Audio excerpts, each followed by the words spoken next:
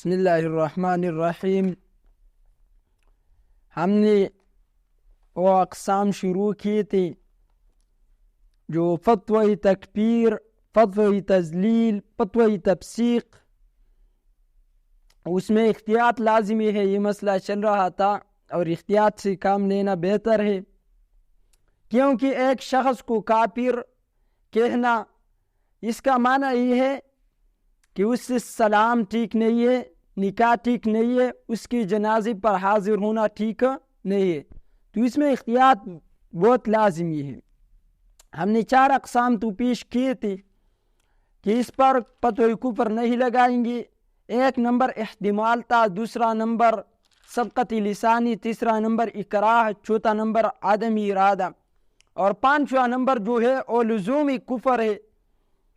ایک ہے التزامی کفر، دوسرا ہے لزومی کفر. اس میں کون سا فرق ہے ان دونوں میں؟ التزامی کفر، لزومی کفر میں التزام کا مطلب یہ ہے کہ ایک شخص کہیں میرا مقصد یہ ہے، میں یہ کہتا ہوں، میرا عقیدہ یہ ہے، یعنی وہ ایک بات کری.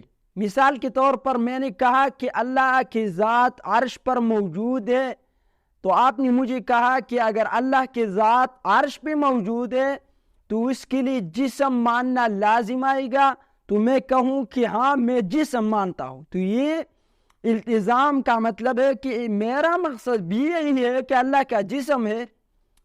اور دوسرا قسم جو ہم پیش کریں گے لزوم، اس کا مطلب یہ ہے کہ ایک شخص ایک عقیدہ بیان کرے، اس کے نتیجے میں ایک ایسی بات ثابت ہوتا ہے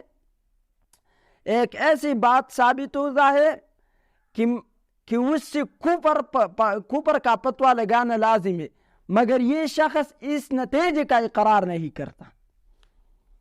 مثال میں یہ آپ کو سمجھ میں آ جائے گی. ایک شخص ہے، اس کے عقیدے سے ایک بات لازم آتا ہے، مگر وہ کہتا ہے نہیں، میرا یہ عقیدہ نہیں ہے، یہ مقصد میرا نہیں ہے. مثال کے طور پر ہم کہتے ہیں اللہ موجود بلا جسم، بلا مکان، بلا جہت، بلا زمان ہے. ایک شخص کہتا ہے اللہ کی ذات عرش پر ہے. کہا اللہ کی ذات عرش پر ہے. میں نے کہا اگر ذات کے اعتبار سے اللہ عرش پر ہے تو جسم ماننا لازم آئے گا. وہ کہتے ہیں نہیں، میں جسم نہیں مانتا، جسم سے تو اللہ صاف ہے، پاک ہے اللہ جسم سے. اگر یہ اللہ کے لیے جسم کا قائل ہو جائے تو آپ ان کو کافر کہہ سکتے ہیں، جیسا میں نے التزام میں کہا. مگر وہ کہتے ہیں میں اللہ کے لیے جسم نہیں مانتا، اللہ جسم سے پاک ہے. لیکن اس کے بعد کے نتیجے سے یہ لازم آتا ہے، لزوم کا مطلب جو لازم آتا ہے، اس پر فتوی کفر آپ نہیں لگائیں گے. سمجھ گیا؟ اس پر فتوی کفر نہیں لگائیں گے. تو یہاں جو ہم بات کرتے ہیں یہ الزام نہیں، لزوم ہے. لزوم کے اعتبار سے وہ کافر نہیں بولیں گے، الزام کے اعتبار سے کافر ہے. تو دوسرا مثال بھی ہے خوارج کے بارے میں. خوارج جب حضرت علی رضی اللہ تعالیٰ عنہ نے ان سے جہاد کیا، حروریہ، وہاں پر قتال ہوا. یہ خوارج جو ہے، خوارج حروریہ اس کو کہتے ہیں. یہ کوپا سے کچھ فاصلے پر ایک بستی ہے، اس کا نام حروریہ ہے. جب حضرت علی نے ان کو قتل کر دیا، لوگوں نے کہا امیر المؤمنین یہ کافر ہے، آپ نے قتل کر دیا. تو حضرت علی نے فرمایا نہیں، کافر تو نہیں ہے. تو لوگوں نے کہا اگر کافر نہیں ہے تو پھر منافق ہے کہ آپ نے اس کو قتل کر دیا ان لوگوں کو. تو حضرت علی نے فرمایا نہیں، منافقین کے بارے میں تو قرآن میں آتا ہے لا یذکرون اللہ الا قلیلا، اللہ کو تھوڑا سا یاد کریں گے، زیادہ نہیں. اور یہ تو ذکر قرآن کی تلاوت کرتے ہیں. تو حضرت علی رضی اللہ تعالیٰ عنہ نے فرمایا لوگوں سے کہ یہ لوگ جو فتنے میں آئے ہیں اور فتنے کی وجہ سے یہ نہ دیکھتے ہیں اور نہ سنتے ہیں، نہ دیکھتے ہیں اور یہ نہ سنتے، یہ لازم آیا. تو لزوم کا مثال یہ ہے. ان دونوں مثالوں میں غور کر کے آپ کو بات سمجھ میں آ جائے کہ لزومی کفر التزامی کفر میں فرق ہے. لزومی کفر پر فتوی کفر نہیں لگائیں گے، اس سے لازم یہ آتا ہے کہ کافر ہے، اس سے جہاد کرو. بہت سی مثالیں بھی پھر پیش کریں گے. ہم نے خاتمی نبوت محمد رسول اللہ کی نبوت کے بارے میں بات کی تھی.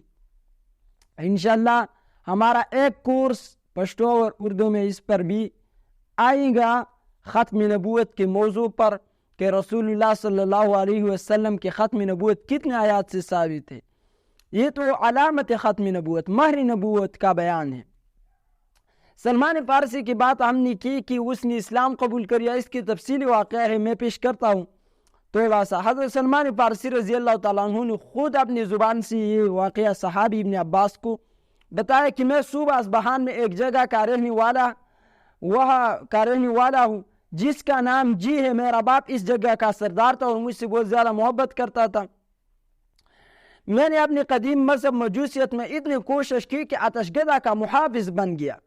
مجھے باپ نے ایک مرتبہ اپنی جائیداد کی حفاظت کے لیے بھیجا کہ بیٹا جاؤ اور وہاں دیکھو پانی دو ان کو. راستے میں میرا گزر جو ہوا تھا وہ گرجا پر ہوا جو نسوارا کا تھا.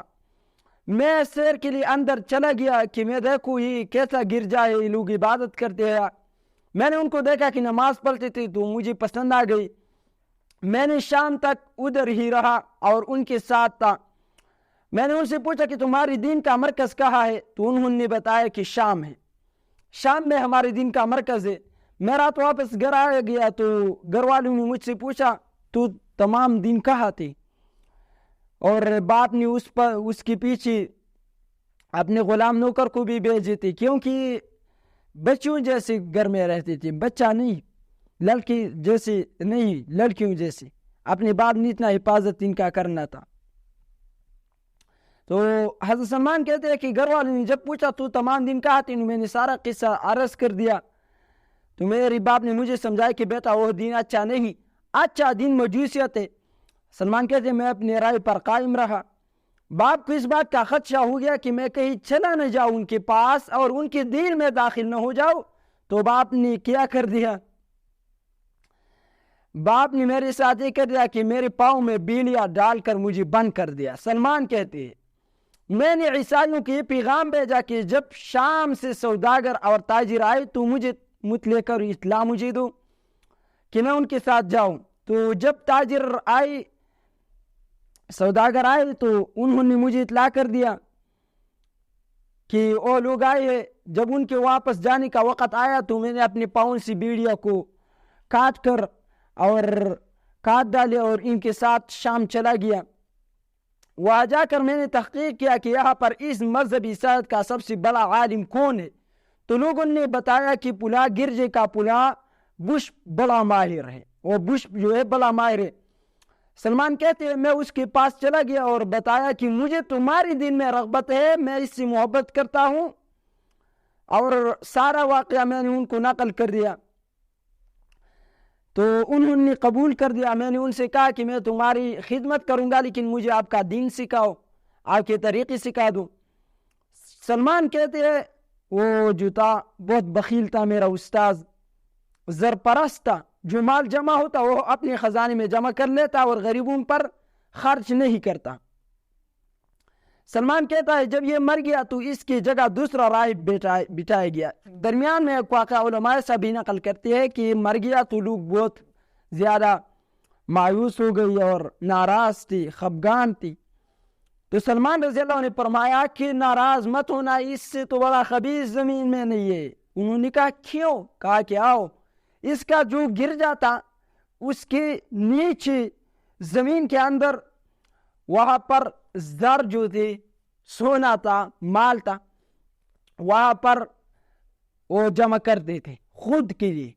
تو سلمان نے ان کو دکھایا، لوگوں نے ایسے رسی پر چڑھایا اور کہا کہ اس سے تو بڑا خبیث نہیں. سلمان کہتے ہیں پھر اس کی جگہ پر جب دوسرا بیٹھ گیا تو وہ بہت سخی تھا اور بہت اچھا انسان تھا، دنیا سے بے رغبت تھا. میں اس کی خدمت میں رہنے لگا.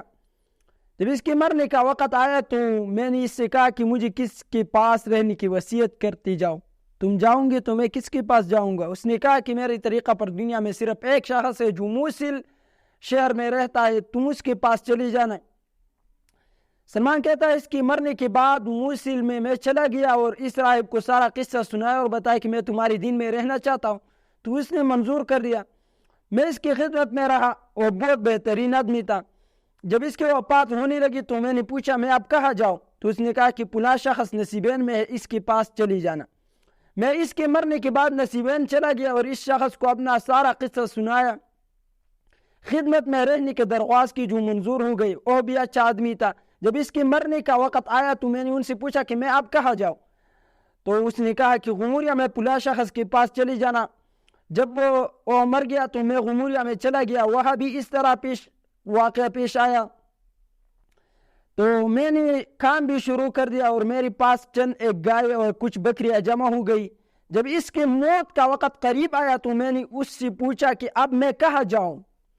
تو اس نے کہا کہ اب زمین پر کوئی ایسا شخص نہیں جو ہمارے طریقے پر چل رہا ہے، ہمارے طریقے پر چلنے والا باقی نہیں رہ گیا، خون تو ہم نے دی۔ تو سلمان کہتے ہیں کہ میری غموریہ کے اس استاد نے مجھے کہا کہ نبی آخر الزمان پیدا ہونے کا زمانہ قریب ہے اور دین ابراہیمی پر عرب میں پیدا ہوں گی۔ ان کی ہجرت کی جگہ ایسی زمین جہاں کھجور کی کثرت سے پیدا ہوں گی۔ اس زمین کے دونوں جانب کنکریلی زمین ہے، آپ ہدیہ نوش فرمائے اور صدقہ قبول، وہ نبی جو ہے ہدیہ قبول فرمائے گی، صدقہ نہیں قبول کریں گی۔ دونوں شان و کندھ کے درمیان مہر نبوت ہے، اگر تجھ سے ہو سکے تو ان کے سرزمین پر پہنچ جاؤ۔ یہاں تک میں نے سلمان کا واقعہ پیش کر دیا، باقی کل پیش کریں گے۔ اللہ عمل کرنے کی توفیق عطا فرمائے۔